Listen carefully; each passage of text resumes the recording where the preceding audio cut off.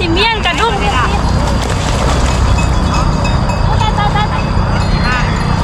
งไดสิได้เพิ่นกันโทรศัพท์ลูกโทรศัพท์เมียนโทรศัพท์ก่อนอื่นมึดปินโทรศัพท์มาพ่อมีซีมาตัวบักใหญ่ไผ่โทรมาจะฟ้าโทรมาหาเราหน่อยตอนนี้ป้าตัวใหญ่เติบไว้เนี่ยโบคิดว่าสิได้นะเพราะว่าสิเมียนกระดุ้งแล้วอุ้ยตายเจ้าได้บ่จองแล้วจองนะใหญ่เนาะจับก่อนโอ้ยคือฟ้าไว้จังซั่นนะลูกมาจับก่อนเจ้าจับเอาซอยเดี๋ยวเอาซอยยี่แม่ไปได้เอายี่แม่ไปได้นี่นะออยวะสบายดีทุกคนสบายดีพี่ทุกคนเด้อยินดีต้อนรับเข้าช่องให้ละน้อยสาวลาวสบายดีแต่แรงๆพีเอฟซีตอนนี้ว่าสิไปถ่ายอัปเดตกระดุ้งให้พีเอฟซีเบิ้งก็คือน้องๆเพิ่นมาพีเอฟซีเพื่อสิพากันขึ้นทางกันเลยว่าได้มาลัดก่อนมื้อนี้สิไปอัปเดตกระดุ้งใหญ่เพราะว่าพอประเทศเรียบร้อยแล้วพีเอฟซีกระดุ้งใหญ่นะเดี๋ยวจะไปถ่ายพีเอฟซีเบิ้งขอโตไล่หัวแป๊บหนึ่งเดี๋ยวพีเอฟซีเพราะว่าเพิ่นหากับพากันมาสิพากันขึ้นทางนี่พีเอฟซีสิได้ลัดไว้นี่ไปละบ่ทันละอันน้อยครับเปิดคลิปบ่ทันสำไว้เป็นอย่างนะอันนี้ว่านี่เอาเกลือ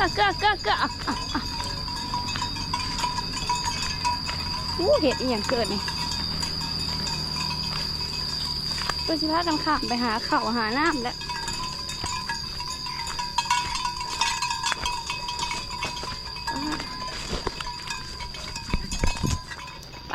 ไปหุยไปบักละคำแพงเอาไป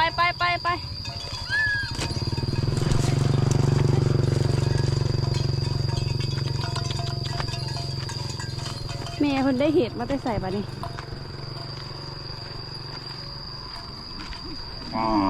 มาแม่บอกนั่นมาแม่บอกนั่นน่ะว้าหัวใหญ่พี่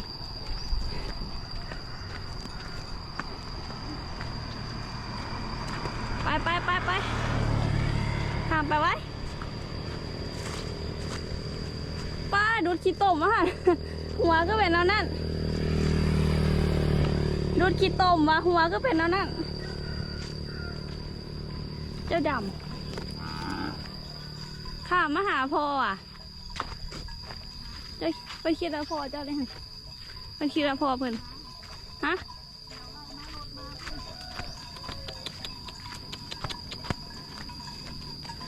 ไปบักละอันนี้ก็จะเป็นดินจันสันฟางเฮือนละน้อยแหละแต่ว่าแมนดินเขาเด้อ ผู้ใดอยากได้ฟางมาซื้อว่าแมนเพิ่นจองเบิดแล้วบ่ดินจันสันแถวนี้ตะกี้ก็จะเป็นป้าเห็ดกัวอะไรแถวนี้นะป้าเห็ดกัวละน้อยแหละเป็นดินจันสันหมดแล้วแต่ว่าคนจองหลายละคนขุดเงินหลายไปงัวเบิ่งดูแม่ได้เห็ดอย่างมาเห็ดเอี่ยงเห็ดไข่โอ้เห็ดไข่เอาไปแกงแรงเมื่อวานนี้ละน้อยก็ได้11 ดอกเอามาตื้มกัน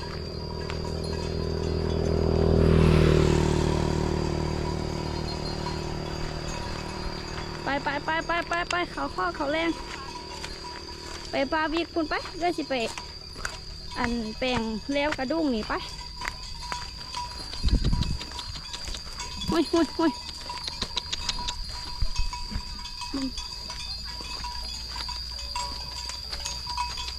ไปกับบ่พ่อเห็ดปวกเนี่ยเนาะย่างเข้ามาเนี่ยนะพอได้แบบตาน้อยเต้นเห็ดปวกกำลังจุ่มๆอยู่นี่โอ้ยเต้นโด่งๆคนนี้นี่นะแถวนี้เห็ดปวกก็เคยเกิดแต่ว่าบ่เห็นบ่มีมึงแม่อันความว่าดื้อนางว่าละน้อยนะไล่มานี่ท่านดีสิอันนั้นนะไฟพุ่งต่ออีก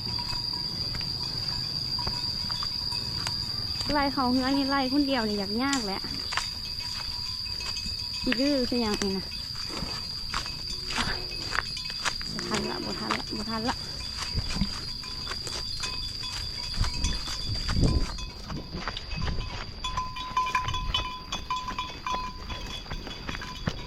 ไล่อยากคือยังคือเขาแต่ว่าแม่นพากันดื้อเอาแถวว่าบ่ยอมเข้าเฮือนตอนนี้ก็6 โมงแล้วเด้โอ้บ่แม่น16 โมงเป็นอัน4 โมงแล้วเนาะตาน้อยผิด4 โมงครึ่งละบุพากันยอมเข้าเฮือนเข้าไปกับบ่ทันได้ไล่เขาข้อนะยังเสียไปกินหญ้าอยู่ป่าวิทย์อยู่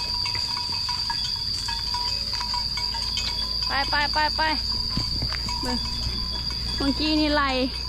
โค้งกับมันนี่ลงไปให้นะแล้วน้อยก็แลนลัดทั้งนั้น3 รอบตัวสิมาหอดประตูทางเข้าไปอย่าว่ายากหลายนะเข่าคลองนี่พวกเธอไม่เข้าใจภาษาคนเหรอไปเอาเบิ้งเห็ดก่อนสิเมื่อวานนี่แหละน้อยได้อยู่นี่แหละเลาะกำแพงนี่แหละเห็ดไข่ฮะนะเขาทำบุมักแบบพอเพิ่นหมักเห็ดไข่เลาะนี่ก็ได้แต่โบเห็นละมือนี่โบเห็นเมื่อวานนี้ได้อยู่นี่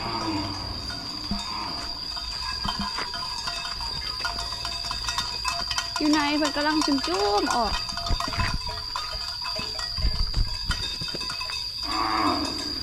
วายย่างถอยหลังนี่บ่เป็นอย่างไรแสงเข้าทางนี้มันจะมืดอยู่แจ้งอยู่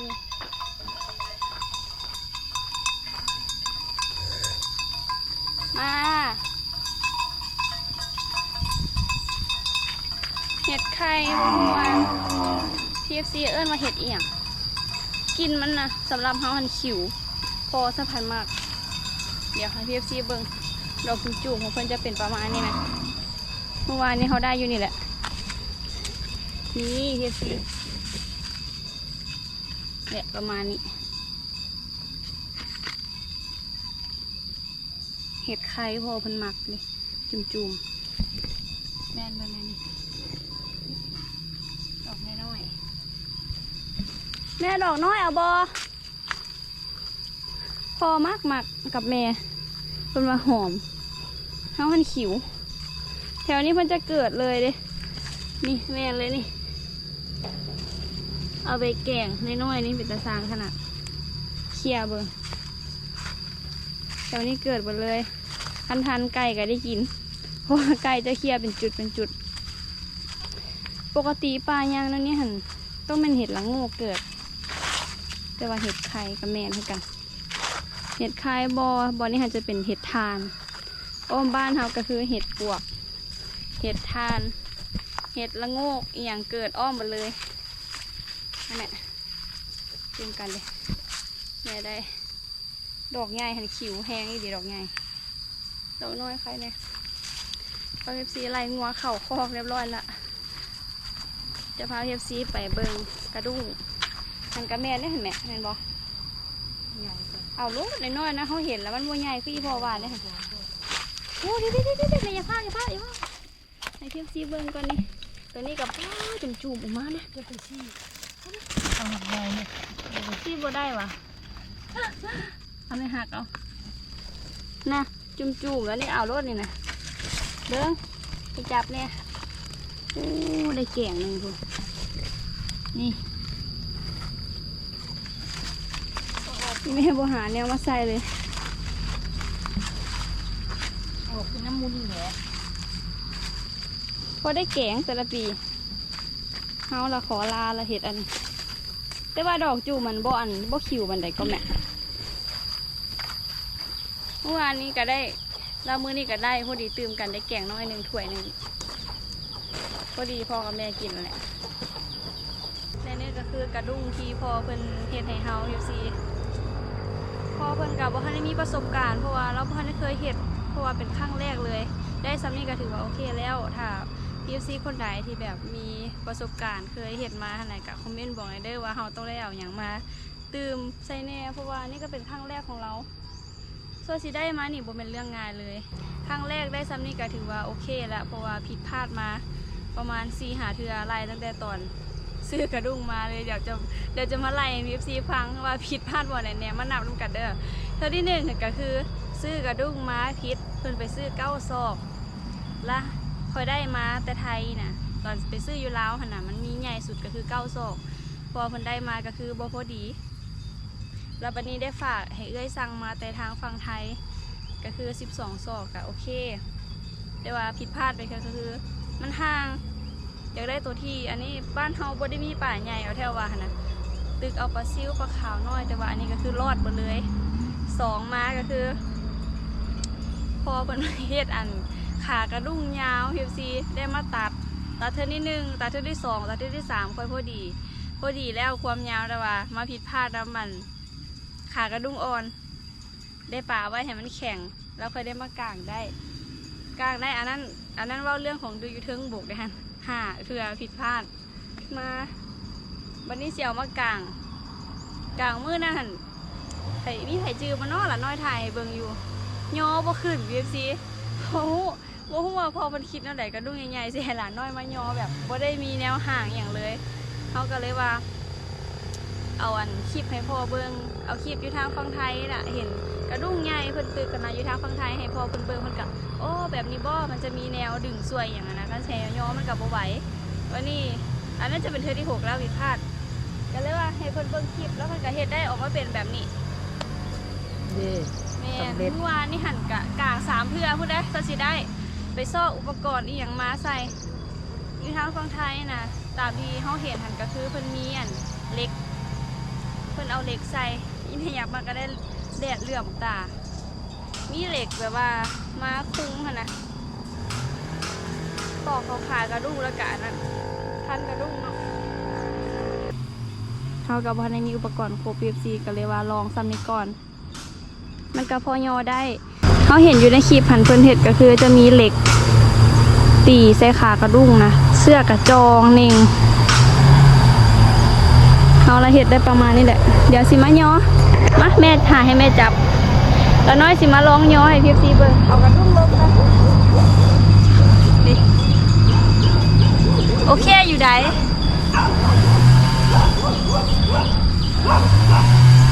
นี่ลงเล่หก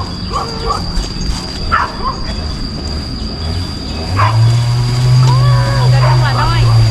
สำเร็จแล้วPFCมาอีเมียเดี๋ยวอีเมียช่วยสิลงมาได้ให้PFCเบิ่งอันนี้PFCเบิ่งก็สิยกเบาหั่นนะพ่อเพิ่นเอาไปเอาก้อนหินมาก้อนบางใหญ่เลยแล้วก็เอาดินบล็อกตั้งว่า4ก้อนมาใส่ไปวายอได้คักสุดเลยพอเห็ดป่าบ้อนแม่บ้อนก็สิได้บ่เนาะลองยอเบิ่งกันเอาแม่จับหลักน้อยสิยอกระดุ้งถ้าก็ใหญ่พอเราบ่ได้นะ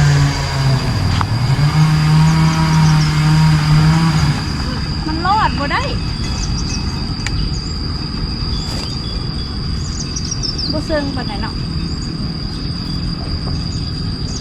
เบากันยอกระดุ้งอันนั้นอีก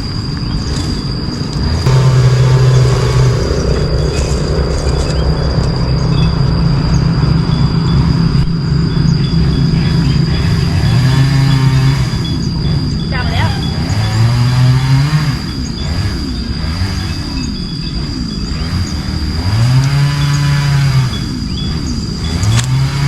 ถามว่าสมบูรณ์แบบในแบบที่ร้านน้อยต้องการบ่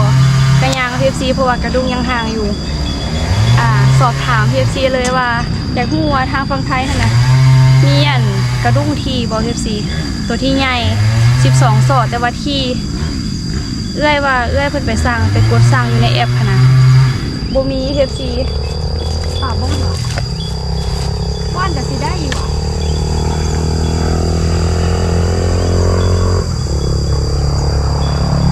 ว่านก็บ่ได้ตัวนั้น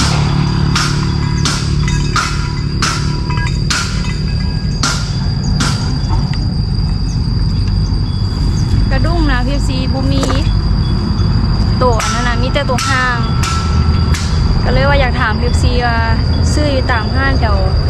ทางนั้นหันมีบอว่าเห็นเอ้ยมันสั่งแต่แอบมาแต่พุ่นแหละเป็นกวดเบิ่งหันมันมีแต่ตัวห้างพีซีคันได้ตัวทีคักแทบว่าป่าบ้านเฮากับบ่ได้ว่ามีตัวใหญ่คือป่าน้ำของอย่างมันมีแต่ตัวน้อยๆเด้ท่านสมมุติว่ากระดุ้งซ้ำเฮาโยเองอะนะได้ป่าเนาะมันบ่อนแล้วนะเนาะอันนี้เป็นหลุมอันนี้เป็นนะอีหลีเด้กระดุ้งนะซ้ำแขนละน้อยหูกระดุ้งนะมันคันบ่ว่าโชคดีได้ปลาคอใหญ่ๆหั่นน่ะบ่ได้หรอกนี่แต่ว่าสิได้ไปซอกกระดุ้งอันขี่มาหยิบใส่ไปสิได้ป่าเด้คือปลาซิวบ่อนนั่นน่ะ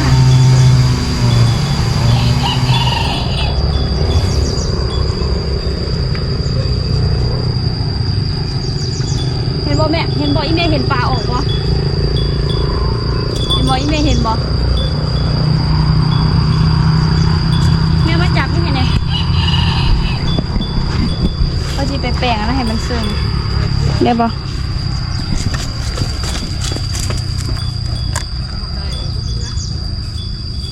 เอาวาง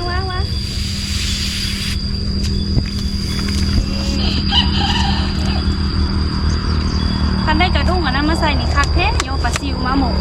ใหญ่นี่แหละก็คือปลาอันและนี่ก็คือจะเป็นกระดุ้งFCกระดุ้งใหญ่ของพ่อเพิ่นเฮ็ดให้ลูกสาวเพิ่น ผิดพลาดแต่มันห่างคันเอากระดุ้งทีมาใส่กันโอเคเลยนี่แบบกระดุ้งของพ่ออันนี้หันบ่ได้เสียเงินซื้ออุปกรณ์หลายคันผู้ใดอยากนำไปเฮ็ดแบบพอก็ได้เด้อนี่เบิ่งแบบเลยเสียเงินซื้อก็คือมีแต่กระดุ้งซื่อๆเรื่องนั้นก็คือพอเพิ่นเฮ็ดเอาเองเบิดเสื้อกับเสื้องัวไอ้คูณนี่ไม่พอเพิ่นก็เอานอนไม่อันไผ่จินซุงมาเหล่าเป็นขากระดุ้งผู้ใดอยากเฮ็ดแบบนี้ก็สามารถนำไปเฮ็ดได้เด้อพี่ซีเอาอันนี้มาใส่หลายๆให้มันหนัก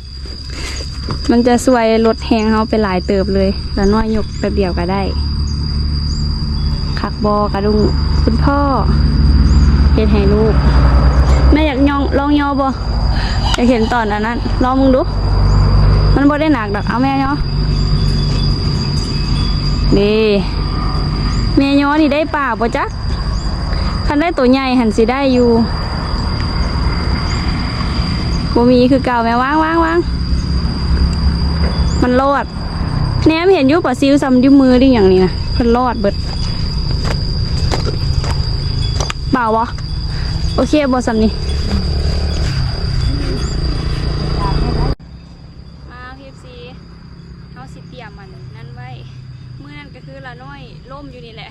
เพราะมือนั้นบ่มีทางลงเขาสิมาขุดเป็นคันไดเพื่อไว้บัดยามฝนตกมันสิลงง่ายเอาจบมาเฮ็ดเป็นคันไดดิ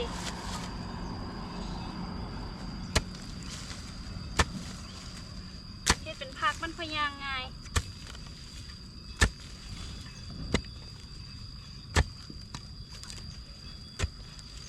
ใช้เตวดินอ่อนเนาะ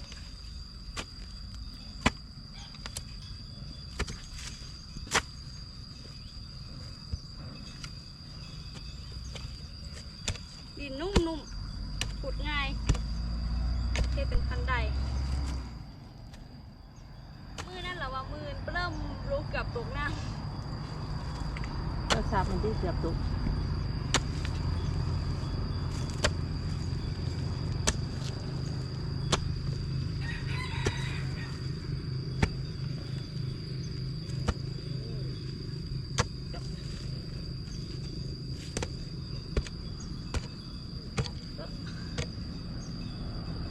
เห็นปะยี่ไม่เห็นปะเน่งก็สิแล้วมาต่ำแก้มเจ้าของมึงคักแท้คันใดละน้อย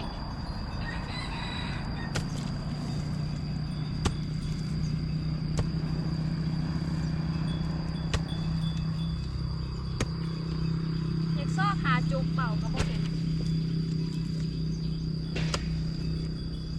ไม่อย่างดอก ะยออยู่เทิงเลยขุดไว้เพื่อบัญยามเฝ้าเลี้ยงเอาป่าเลยอันได้ป่าตัวใหญ่นี่ก็เล่นลงมาเลยแบบว่าต้องมืน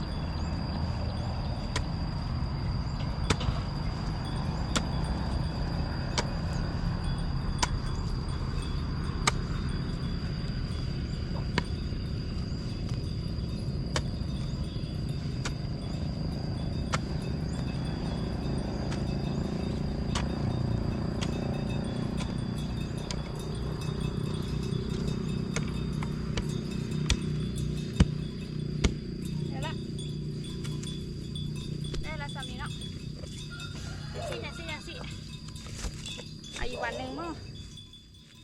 ทางนี้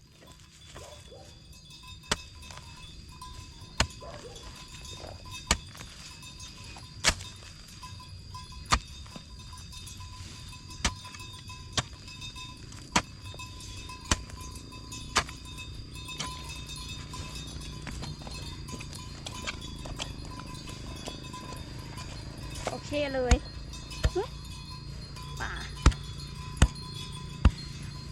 ป่ามันก็บ่อยู่ก็แม่นแต่ดุ้งทีนได้ลองย่างบ่สบายซอกไว้ได้ปลาแล้ว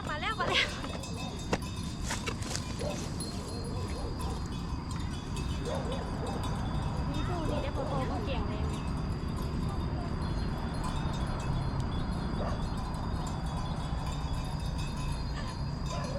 นี่บอนยอกระดุงก็คือจะเป็นใกล้บ้านละน้อยเลยอันนี้ก็คือเงินน้าสาวบ้านนั่นกับบ้านเฮาใกล้ๆกันดิลุมเฮือนมันนี่แหละบอนยอกระดุงนะโอ้เป็นเห็นให้อันนี้จะเป็นห่วยเด้อเคซีบได้แมนหนองหรือว่าอะไรอย่างจะเป็นห่วยป่าก็คือกินได้เลยกินรวมหาได้รวมกันหาป่ารวมบ้านนี้จะมีปีละข้างดอกมารวมๆกันหลายๆคนย่อกระดุ้งอยู่เต็มนี่หลังจากที่เกี่ยวเขาแล้วดอกอันนั้นแล้วน้อยก็ได้มาย่อทุกปีเลยคุณนะบัดตอนขุดเราบ่ช่วยแล้วมาขุดตอนนี้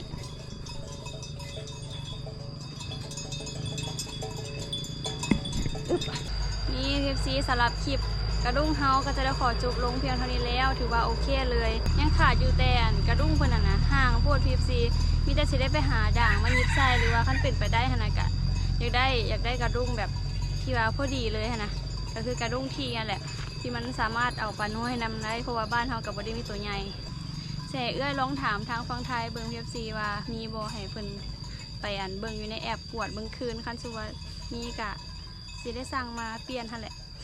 อันพีซีคนใดฮู้ว่ามีกะคอมเมนต์บอกไอ้เด้อสำหรับคลิปนี้เฮาก็จะได้ขอตัวลาไปก่อนแล้วใครมาคลิปนี้อย่าลืมกดไลค์กดแชร์กดติดตามเพื่อเป็นกำลังใจให้เด้อขอบใจคลิปทุกคนที่รับชมจนจบคลิปแล้วบ่กดข้ามโฆษณาสำหรับคลิปนี้ขอตัวลาไปก่อนแล้วพบกันในคลิปหน้าเด้อบ๊ายบายเบิ่งเหงื่อละน้อยเต็มหมดเลยคือแบบป่านอาบน้ำเลยพีบ๊ายบายว้าพีบัดสุดท้ายว่าสิเปิดว่าสิปิดคลิปโอ้ยบัดสุดท้ายว่าสิเมียนกระดุ้ง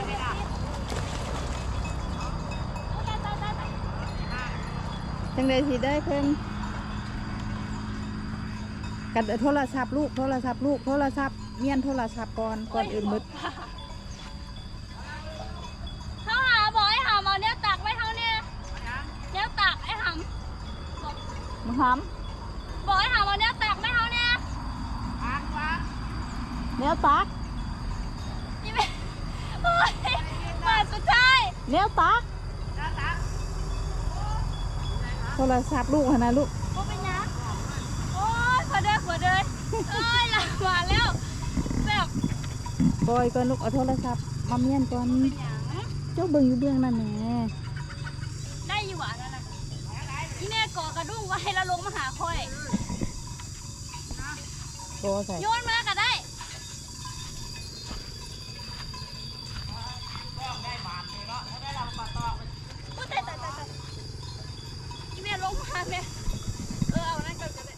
แล้วส่วนที่มาซอย ว่า ปินโทรศัพท์มา โอ้มีซีเบิ้งปันตัวบักใหญ่ไผโทรมาจะพาโทรมาหาเราหน่อยตอนนี้ป้าตัวใหญ่เติบไว้เนี่ยโบคิดว่าสิได้นะ เพราะว่าสิเมียนกระด้งแล้วอุ้ยตายตายตายเจ้าเอาได้บ่ จองแล้ว จองนะใหญ่เนาะ จับก่อน โอ้ยคือฟ้าไว้จังท่านนะลูก อ๋อมาจับก่อน เจ้า ได้เอาซอย เดี๋ยว เอาซอย โอ้ยอีแม่ไปได้เอาอีแม่ไปได้ นี่นักออยวะ บ่ได้อ้อยเขาสิเมียนกระด้งแล้วเขามาถ่ายคลิปไปซื้อ 5 6 7 8ดาวพุ่นล่ะ เขามาถ่ายคลิป มาดาวพันคลิปบ่ เขามาถ่ายคลิปแล้วสิเมียนกระด้งแล้วซื้อ จะตั้งปลาดีๆตัวแมนเอาท่อมาลง เอา โอ้ยเดียสีไปฉละปลาตองได้ลาบบุแรงแล้วนี่นะพอบอกลาบตรงนี้โอ้ยไปหาพ่อหอยก่อนเด้อไปบ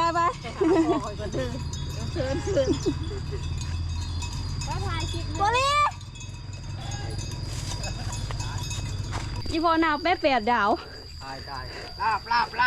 ว่าสีย้อกระดุ้งเมียแล้วนะบาทสุดท้าย หมานเลยเด้งอ่ะ ว้าหมานขนาด ตกดาวจังมันคือไปปล่อยเลยลาบ ปล่อยหรือปลาบาทสุดท้ายบ่ได้ทายอีกได้หันตอนย้อหั่นน่ะแต่อันนี้สอนลงไปเอาสวยบ่ได้เอาบ่ได้บ่ได้เตรียม หางมันคือไป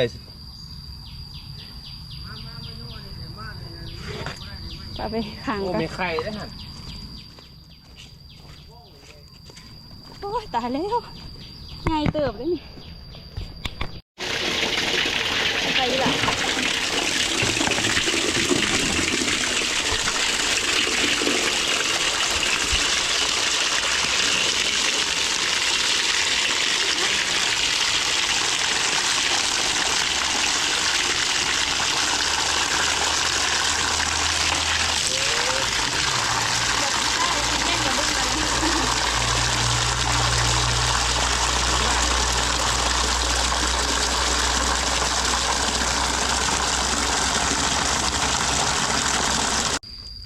เทียบซีนี่ปลาตองดาวเทียบซี9 ดาว9ขนาบรวมตัวนี้หันเป็น15 ดาวแต่ว่าแม่ว่าเขานับแต่แถวห่างคนไปโบคิดว่าจะได้เทียบซีเพราะว่าเขาบ่ได้ถ่ายคลิปเลยตอนโยนะ เต้าหู้มายืน ซีโยบัดสุดท้ายเพราะว่าซีเมียนกระดุ้งไว้แล้วเพราะว่าบ่ได้ปะไว้นะคันเขาบ่ได้ยอตัวปูเพิ่นสิกัดเพราะว่ากระปูแถวบ้านละน้อยหลายซีโยขึ้นแบบเป็นห่างไว้หั่นนะโยบัดสุดท้ายแล้วหมานว่าละเลนโยเห็นปลาแล้วให้แม่เลนแล้วเปิดคลิปเปิดกล้องให้เฮ็ดซีนี่ตัวใหญ่เติบไว้นี่เกือบ1 โลเนาะแม่เนาะ ครึ่งโล ใหญ่ได้ความใหญ่นะบุ้งแม่ ใหญ่อยู่แต่ก็ได้มาครึ่งโลนี่นะ ผู้สำหรับละน้อยสำนีกับใหญ่แล้วไผสิว่าบ่ใหญ่กับยาก็แล้วนี่คือสิเฮ็ดหยังกินคือสิมื้อแรงเมนูใดลาบได้นี่แซ่บถ่ายรูปกับลูกก่อน